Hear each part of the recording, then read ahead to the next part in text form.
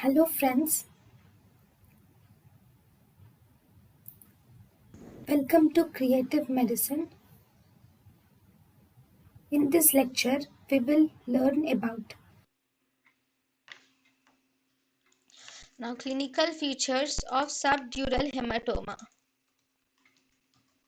Right. In the subdural hematoma, the patient will first have gradual onsets of signs and symptoms are seen.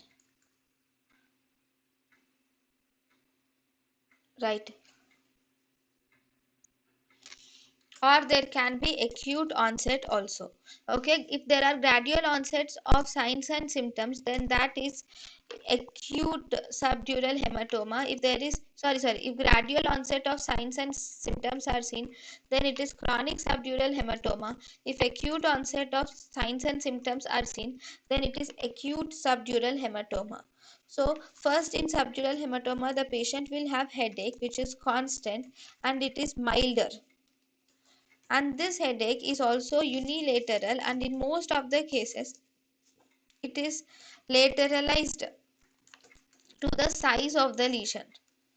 Okay, and because of this, here there is subdural hematoma, right? Here there is a bleeding in the between the dura mater and subarachnoid matter, so this will push the so this will compress the structures. So because of this compression of the brain structures, brain parenchyma, it will result in deterioration of mental status. Along with, the patient will have symptoms of confusion, lethargy, memory disturbances are also seen because of the compression. Okay, because they compress the cerebral hemisphere, even the internal capsule gets compressed, resulting in progressive contralateral hemiparesis, and also aphasia is also seen.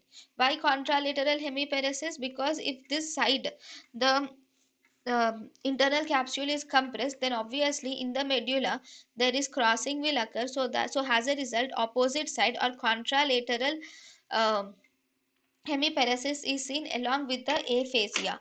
Because there can be increased intracranial tension is seen, the patient will present with papilledema also.